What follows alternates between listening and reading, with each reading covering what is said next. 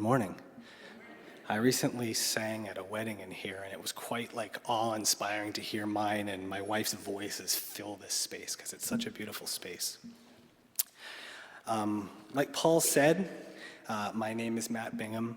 I was asked about 7 weeks ago to do this, and so I've been doing it kind of in dribs and drabs here and there, and it's never been far from kind of the forefront of my mind.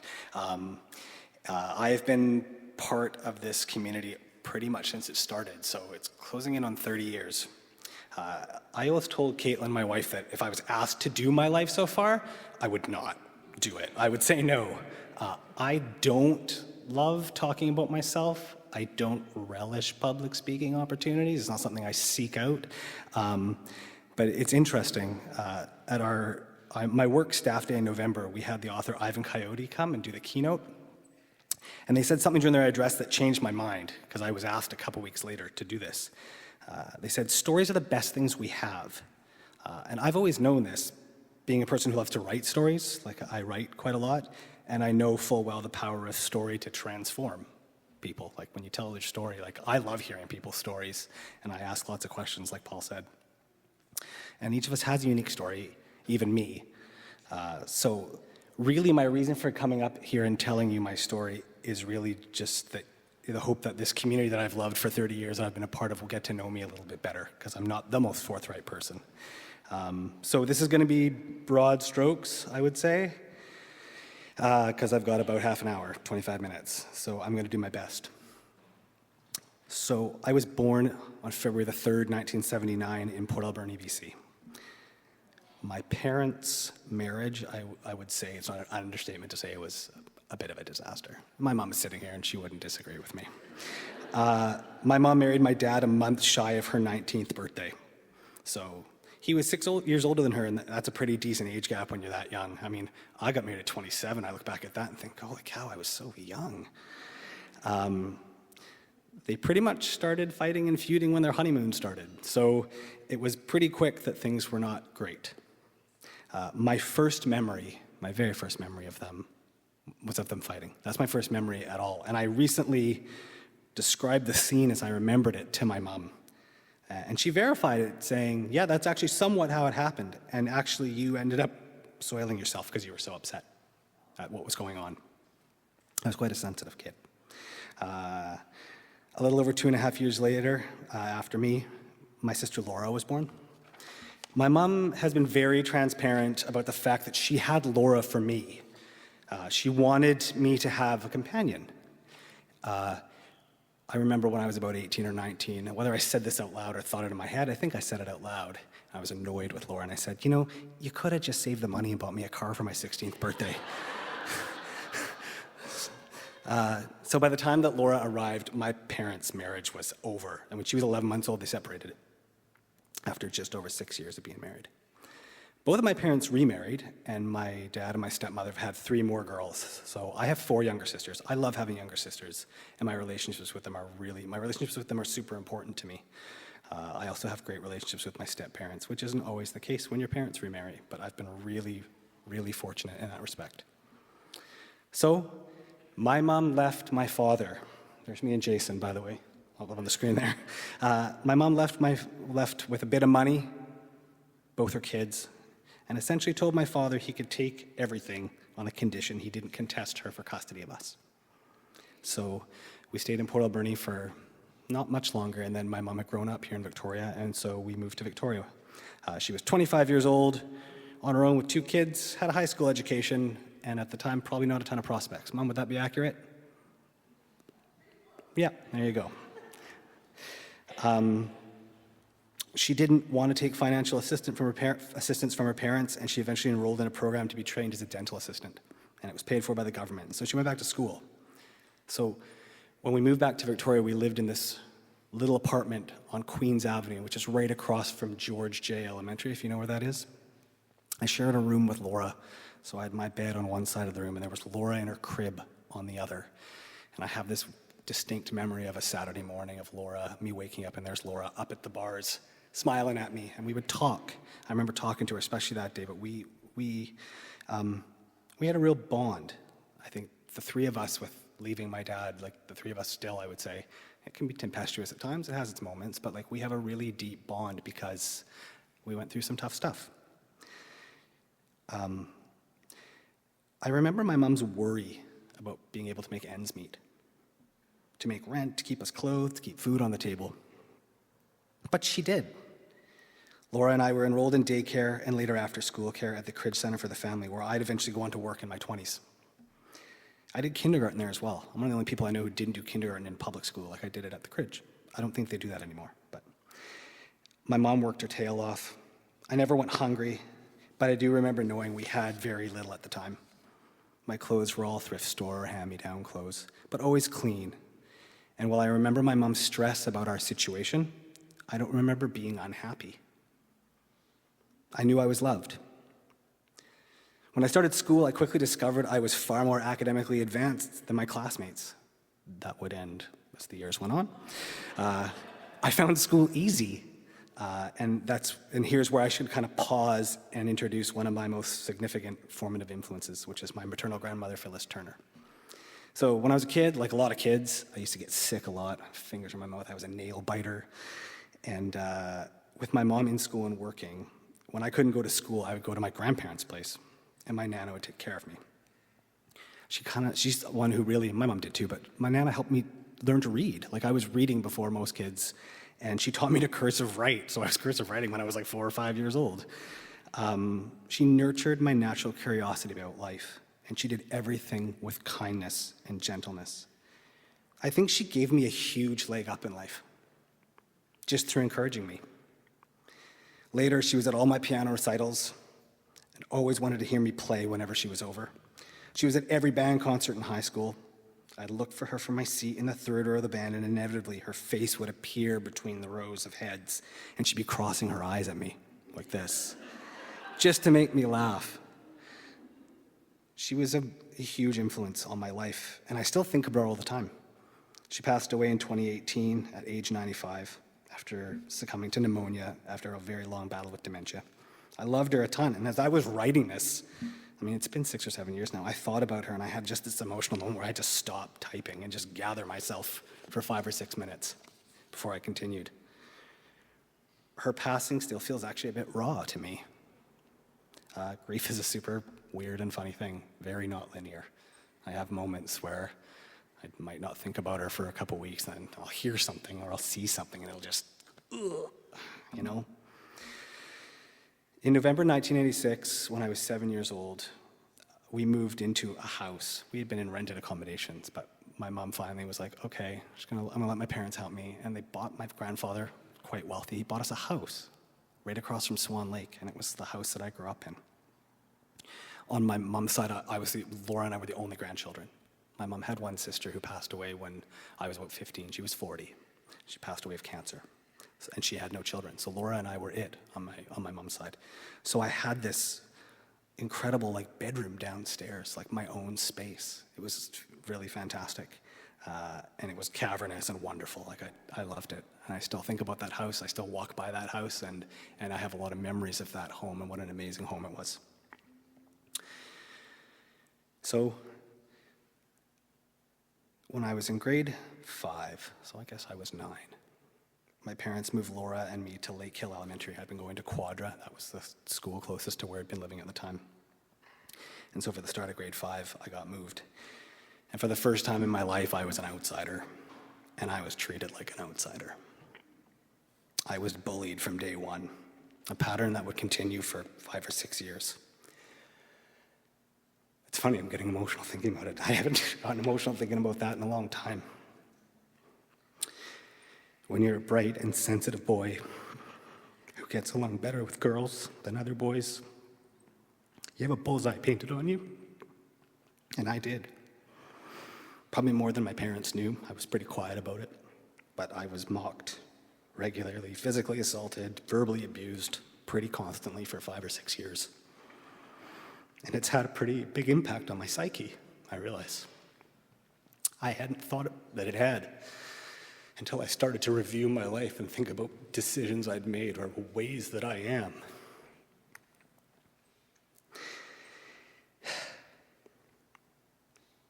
I think the reason that I got through it, maybe not unscathed, but relatively unscathed, is that I had so much love in my life outside of that.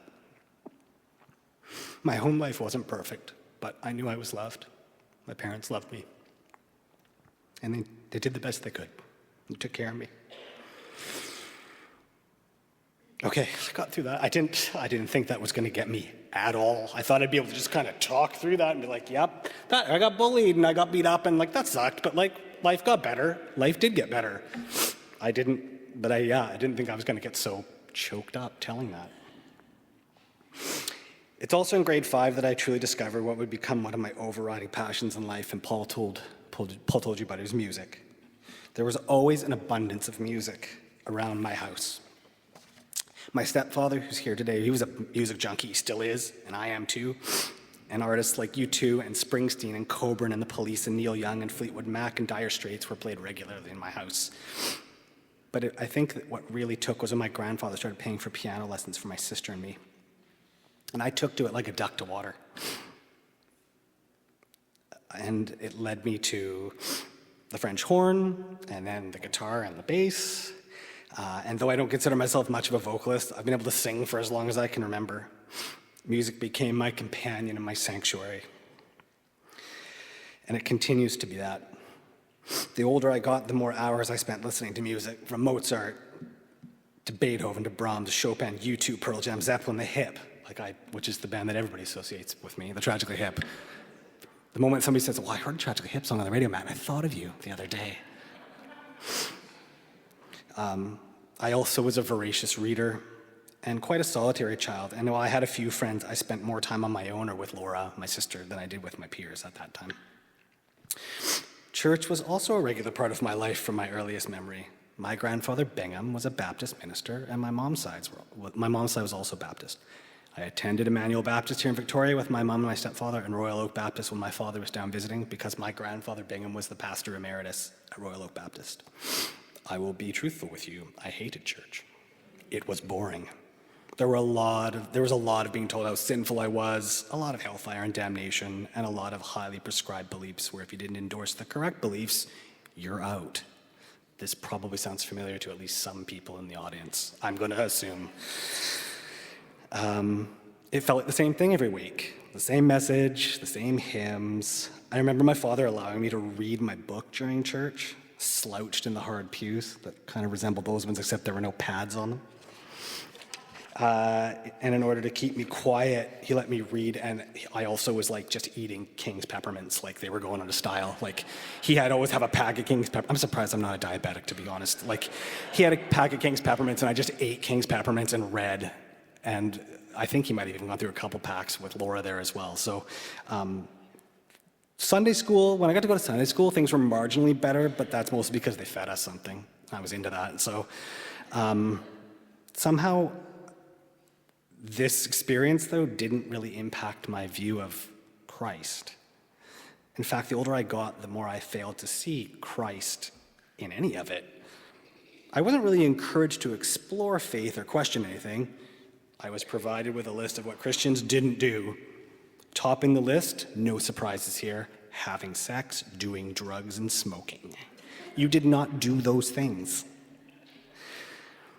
As I got into my teens, I began to question a lot more, though most of it was internally because I was really afraid to kind of question outwardly. And again, like I said, I didn't feel like that was really encouraged. I want to make a note here that I'm no way condemning my parents for this at all. Like, they did the best they could, and I'm a parent now and see how hard that was to parent and parent me, parent Laura, and how much I have to think about the way I parent my own children. But I began to realize that the church culture I was growing up in cared far more about how you behaved than they did about emulating anything to do with Jesus. It seemed to be all about legislating morality and getting people saved. Sometimes I worried I wasn't saved, and I'd re-say the prayer just to be sure. Anybody else do that? Probably. In my early to mid-teens, I began attending Lambert Park Church because my now best friend, Andy Renton, who's also here, Mick to my Keith, Batman to my Robin. He was there, and they had a lot more going on for kids my age.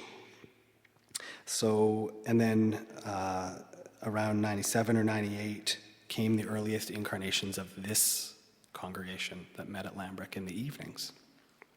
And I'll talk about that a bit more later. So in about grade 11, the bullying did begin to cease, thankfully, and things were starting to improve for me a bit socially. I had a circle of close friends that I loved, something I'd not really had before. I had crushes on girls, but these feelings were usually not returned. I had what I now term the brother syndrome, because where the object of your affection can't return the feelings in the same way, because in her words, you're like a brother to me. If I had a loony for every time I heard you're like a brother to me, I could probably retire right now. I guess it's kind of that variation on the friend zone. I was the mayor of the friend zone. I was the president of the friend zone. No one in my circle at the time did the friend zone like me. However, I now see how important it was that girls felt safe and comfortable around me and that they could trust me. And I'm actually convinced it laid the groundwork for the deep and meaningful relationships I've had with all the women in my life since, especially working in female-intensive careers like childcare and librarianship. Speaking of which, when I was 16, I got a job that would influence my future in ways I couldn't have known at the time. I was hired as a page at Greater Victoria Public Library, where my stepfather worked. And I would continue to hold that job for 8 years, through the rest of high school, university, and even for a bit of time after my undergrad. High school gave way to post-secondary. I first went to Camosun, then UVic, started out in sciences because, boys do sciences. I soon realized sciences were not for me, and I moved into sociology and history instead. I was, and still am, a relentlessly curious person, but I was completely uninterested in formal learning. I was lazy. I had poor study habits. I got by on natural ability and the fact that I was a pretty good writer. If I'm interested in something, I will read and research for hours on it, but most things in school didn't interest me all that much. I nominally majored in history, but probably more accurately rock and roll history, because learning about music and playing guitar was where I invested most of my time. Would you like to hear the story about how I declared my major? This will tell you something about me at the time. I don't even think I've told my parents this story. So it was the last possible day for me to declare my major. And I reluctantly went in to see the advisor. Hello, Matthew. How are you? I'm fine, thank you. So, did you realize it's the last day for you to declare your major? Yes. Yes, I do. And what's your major going to be? I have a question for you. What do I have the most credits in? History. That's my major. Are you interested in doing a minor in sociology? It just means you have to stay one more semester. No, my friend. I am not interested in doing a minor in sociology. And so that is how I became a history major. I do like history, but... So by now, this congregation was the evening service at Lambert Park Church, and it was really essential to the development of my faith, especially its focus on the intersection between faith, art, and culture. It was publishing congregants' writings. It recorded 2 CDs consisting a lot of music written by members of the congregation, including some songs that we still sing today. There are people in this room who have sang and played on those, myself included. The place and the people I was meeting encouraged me to think and be curious about faith. Questioning and doubt weren't considered sinful or signs of weak faith. I started to see certainty and the conservative evangelical church's tendency to have all the answers as a real issue. I struggled to resolve the fact that so many things I was told were biblical when I was growing up were nowhere to be found in the Bible. The Bible was touted as a handbook, or more like a rule book for life. That's where the buck stopped. And so began for me the process of deconstruction, though it wasn't so slow and painful for me as it had been for other people who have shared their journey of deconstruction. Because I don't think I was all that zealous to begin with about the faith that I was presented with at church growing up. Everybody with me still? All right. I'm doing okay for time, too. After I graduated from UVic, I got a job in childcare. I moved into a house with 3 other guys, including one Jason Nasachuk, who is leading music here today, and I lived there for 3 years. It was called the Romance Center. That was the name of the house. And some of you definitely spent time in that house. The reason that it was called the Romance Center is that one of the guys who lived there found a sign in a junkyard that probably came from a library. What a portent. And it said the Romance Center. It was probably where they kept like the romance novels. So he dutifully tacked that sign right above the front door.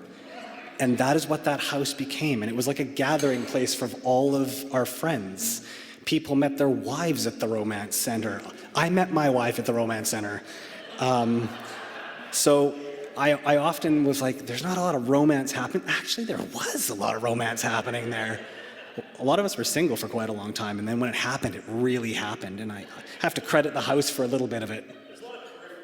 A lot of periphery romances, yes, it's true. So your 20s are a really formative time, and I had a lot of fun living there. I met some incredible people who I still know today, and learned more about who I was as a person. And then in March 2004, a seemingly innocuous introduction in the middle of my crowded living room altered the trajectory of my life completely. Matt Bingham, this is Caitlin Smith. She sings in choir with me. Caitlin, this is Matt. He's one of my roommates, said Jason Nasachuk. This young woman offered me a cookie. She had a container full of cookies at the time. No idea why. And I told her it was nice to meet her. I took a cookie. I thanked her. And I went back to the whispered argument I was having with my then girlfriend. That relationship ended a couple months later.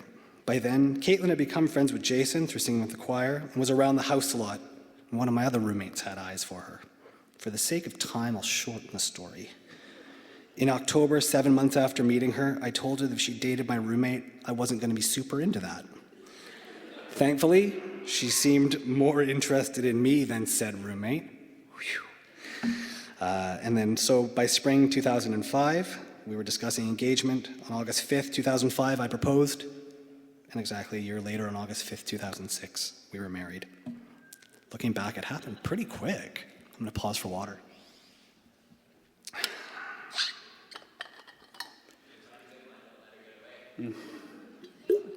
Indeed, Andrew, indeed.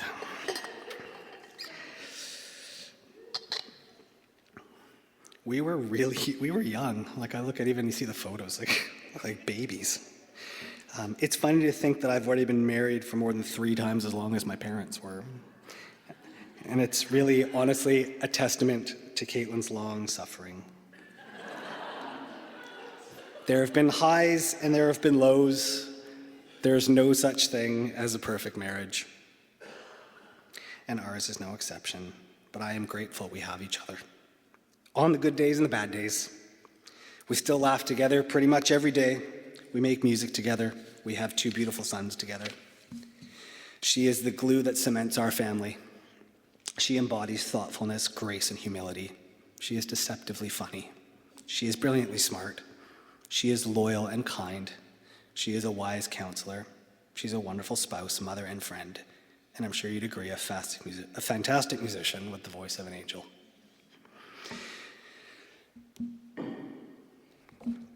It was right around the time I started dating Caitlin that I had my first real struggles with depression. She was really the highlight of my life at that time and what was keeping me going. I was working a go-nowhere job for an organization, an executive director I had no respect for, and I had no idea where my life was going and what I was meant to do with it. I held it together enough to get myself to and from work, but otherwise, I was going to bed at 6 p.m., waking up crying, mail was piling up, unopened, and other than Caitlin and my coworkers, I was avoiding people. Caitlin was concerned for me, but she had no idea what to do. Eventually, I confided in my sister Laura. I was so worried she got my parents involved. And it helped. Other people knowing helped. Thank you to my parents for helping me. Through some soul searching, I figured out that I wanted to become a librarian, which would involve obtaining a master's in library and information science. With my shoddy grades, I applied to schools across Canada, and I was accepted at Dalhousie and the University of Western Ontario. I decided on the latter despite my Nova Scotian roots. My mom was born in Nova Scotia. I moved out here when she was 8, and there's a whole side of the family that's out there, and so the idea of going to Nova Scotia was pretty romantic for me. But the future Mrs. Bingham held up the two offers with kind of financial obligations, and Western was half the price. And I was like, yeah, I can do London. I can do London, Ontario, no problem. So that was where we went. So now I had a defined end to my time working an unfulfilling job, and I had a goal to work toward. It's amazing what you can achieve and endure when you have an end goal, and more importantly, a bit of hope. 3 weeks after we got married, we packed all our stuff in a U-Haul, towing my little Nissan Sentra behind, and drove to Ontario. I'd never lived anywhere other than Vancouver Island, so living in a landlocked city in the Ontario snow and rust belt was a real adjustment. London has some similarities to Victoria. It's a university town. It's about the same size. And my year there, I did my master's compressed and got it done as fast as possible, which you can tell from hearing me what it was like as a student back in the day is right on brand. I actually worked really hard though. But that year seems almost like a dream, despite the fact that it made a really lasting impression on me, especially a couple of the friends that I made that I'm still close with today. But the siren call of Victoria was strong. My mom and my stepfather and the rest of my family wanted me to come back. And Caitlin was born and raised here, so we had a lot pulling us back here. So in late September 2007, we loaded up another U-Haul, this time minus the car, and I think I drove back in 4 days, I think 3 nights, like just put my foot down across the interstate, across the US. And from there, we packed all our earthly possessions in a storage unit, and we flew to Europe to backpack for 3 months. It was like ideal. I had money, no responsibility, no job, and time. Like, it's the perfect combination, so off I went. And it was an amazing experience, one of the most amazing experiences I've ever had. And you realize how little you actually need when your life is strapped to your back. We saw somewhere in the neighborhood of 15 countries, and we met fascinating people. We'd wake up in the morning, often with no real agenda, and wonder what we'd see that day. For the first time in my adult life, I barely had a schedule or any responsibilities. When we got back to Victoria that Christmas, we moved in with Caitlin's parents while I looked for work, and we decided where we were going to live. Eventually found a place, and in April of 2008, I was hired as an auxiliary librarian by Greater Victoria Public Library, where I have been ever since. I somehow fluked into a leadership position within a year. I still kind of scratch my head at that one. What were they thinking? I was pretty green, like I was super green. But leadership became a theme in my life at around the age of 30. I must confess that I am still a very reluctant leader, and essentially had to be pushed into leadership by people who seem to see something in me that I never have. Leadership wasn't even on my radar, let alone something I would have aspired to. I still wrestle with it every day, especially how people-intensive it is and how strong people's emotions are at work. But it has molded me and provided me with what I consider my credo for both work and life, which I have posted right beside my desk to constantly remind me. Be curious and ask questions. Be humble and seek wisdom. Be kind and empathetic. Dovetailing with this was the discovery, despite the fact I can be quite social and I'm not really shy, that I am a very highly sensitive person and a real introvert. I had spent my life up until that time wondering if there was something wrong with me, with my need to withdraw, sometimes to just lie down alone in a dark room, and why I so often felt completely overwhelmed. But my mom gave me a copy of Elaine Aron's The Highly Sensitive Person, and then I discovered the book Quiet by Susan Cain, which is a book about introversion. And that latter book especially completely changed my life. And I realized there were other people out there like me. I'm not sure where I'd be without that latter book, Quiet. It's like a light bulb went on. I identified so completely with what Susan Cain described, and so much more of my childhood and my past made sense in retrospect. I've learned how to harness this introversion to be a strength, and learned how to better take care of my mental and emotional well-being as a result. Fast forward, spring 2011. Any Canucks fans out there? Anybody remember the Canucks losing the Stanley Cup to the Bruins? I do. I'm still a bit sore about it. However, thankfully what I remember most about that time is that Sam was born in April. making me a father. 2 years later, in May, came Seth, and with that, our family was complete. I always thought I would have daughters, with how female-intensive my life had been to that point. What did I know about boys? I certainly was not a particularly typical little boy. Needless to say, I wouldn't trade either one of these two for anything, and I love being their dad. It's the best job I've ever had or ever will have. About a decade ago, while I was reorganizing the books in my bookshelves in my living room, I stumbled upon my grandmother, the one I referred to earlier, her Peterson bird guides hidden behind some other books. When my grandparents had been downsizing in preparation to move into assisted living, my mom had given these to me because I'd always been interested in birds, and my Nana and I had bonded a bit over them. When I was little, I used to look at these guides, fascinated that there could be so many different kinds of birds. My Nana's guides were full of check marks of species she'd seen, and in some cases, notes where she'd seen them. A number of species in Eastern North America, in the volume on Eastern North America, were probably sighted in Nova Scotia before she moved out to BC in 1965. These field guides for me are priceless because they are a thread of connection between her and me. At the time I happened upon them, I was at a pretty low ebb. The relentlessness and continual exhaustion of raising a 4 and 2-year-old in the gray dreariness of November, combined with high intensity work every day, dealing with the most difficult and often marginalized of GBPL patrons in high pressure situations, had thrown me into a pretty deep depression. As I leafed through the field guides, reading my Nana's perfect cursive, she had beautiful writing, I realized how little time I spent outdoors. So right then and there, I decided to spend some time looking at birds. And so that Sunday morning, the weather broke. It was like incredible. I took a pair of binoculars I'd inherited from my great aunt and uncle, and I headed out the door to Panama Flats, which is about a 3-minute walk from my house. It's one of the only times in my life where it felt like God was trying to specifically get my attention. I saw so many different types of birds, with the crowning glory being a peregrine falcon that I got perfect close-up looks at for nearly half an hour, the first one I'd ever seen in the wild. I returned home about 3 hours later, an impassioned convert to birding. I bought a much better pair of binoculars on Black Friday sale a week later, and I've never looked back. I got Andy Renton, my best friend, into birding, and he might even be more gung-ho about it than I am now. Together in 2019, to celebrate our 40th birthdays, we took a trip to Arizona with another buddy who's like a total birding Rain Man. He's like a savant. And he acted as our guide, and we saw 101 species we'd never seen before in 5 days, 4 days. It was an incredible experience. It was an exhausting experience. Andy has a lot of energy, like way more energy than I do, and likes to get up early and stay up late, which is a pretty crummy combination, to be perfectly honest. So it was a really fun whirlwind of a trip, and birding has reminded me of the importance of being good stewards of the earth. I definitely find that my posture about things has changed as a result of birding. My faith has continued to evolve.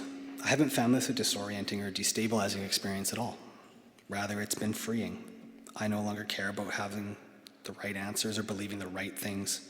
I have far more questions about life and faith than I do answers. It's funny.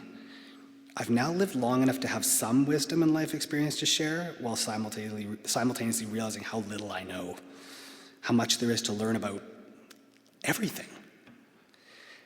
I care most now about whether I'm actually loving people well, accepting people who aren't like me, rather than judging them, and allowing those things to guide my life. I'm a naturally introspective, contemplative person, so I think about who and how I want to be in the world. I still consider myself a Christian, but that word is loaded with connotations, and it does make me squirm sometimes.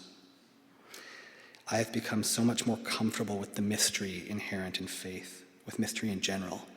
Big M mystery, as Paul was talking about last week, where you learn more and more, but knowing you're never going to get there and have all the answers.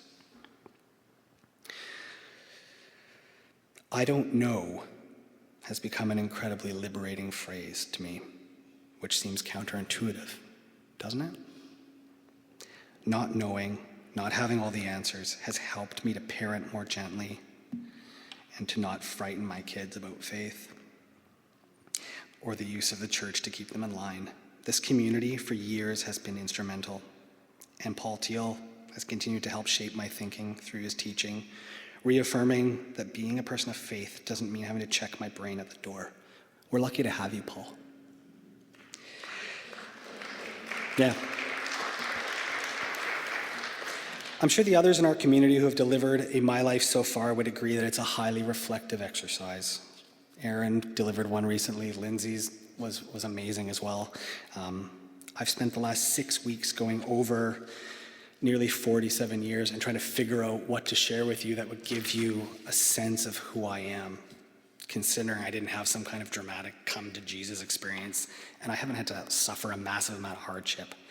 But with that being said, I'm going to share a few lessons that life has taught me, which are guiding me as I rumble on towards 50.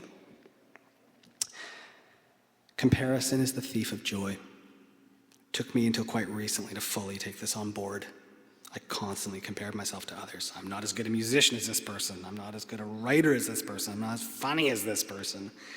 I think this constant comparison inhibited my flourishing as a person and often prevented me from fully embracing things I loved because I had some kind of misguided idea that I had to be a certain level to participate. The truth of the matter is, there's always going to be someone better, smarter, more talented, more skilled. Now I just try to enjoy my pursuits and do my best to learn and get better. I know who and what I am now, and I'm mostly pretty content with it. Curiosity and humility are excellent companions for one another. The former has always been natural to me. The latter I continue to strive for and work at. But I try to keep this duo at the top of my mind as I navigate through each day. Relationships are the most valuable currency in life, not wealth, not achievement or status. I've invested heavily in relationships and made them a priority in my life. And I feel I've chosen really good people to keep close, many of whom are in this room right now. There are few feelings that can approach being fully known and loved for who you are, warts and all. I've been blessed with patient and understanding friends who accept me for who I am, who I can rely on and confide in. And perhaps the most stark thing as I went back through my life that became apparent to me, and I've always known it, but it really was screaming at me, was I have been shaped and influenced by strong and caring women. Women have been the shapers of my life. They have made me the person I am today. Some great men too, but women have really been I owe who I am a lot to women. My lovely and patient and just incredible wife, Caitlin, my mother, Janie, my stepmother, Karen, my 4 younger sisters, Laura, Chelsea, Sarah, and Rebecca, my grandmothers, Phyllis Turner and Norma Bingham, Michelle, Nicole, Brooke, Rachel, Kelly, Vanessa, Susan, Jenny Lynn, Sarah, Kirsten, Jennifer, Eileen, just a few names. I must also take a moment to mention Daphne, who I consider my mentor and who has become a trusted friend and probably the closest thing I've ever had to an older sibling. Over the past couple years, while modeling for me how to lead with integrity, she has taken time to reaffirm for me the importance of kindness and compassion in a world where they're so often missing. I appreciate her so much for always having my back and taking time for me. The impacts of all these women on my life has been seismic, to say the least. I am really grateful for them. So there it is. That is my life in a nutshell, the survey course. I hope that it has been enjoyable. I hope that you've learned a little something about me because I've been around a long time. I'm going to leave you with this quote that I recently stumbled upon, which I think is a piece of wisdom, really. And I think this quote captures a little something about me. It's a paraphrase of the 18th century French writer Nicolas Chamfort. The most wasted of days is the one where you haven't laughed. Thank you so much.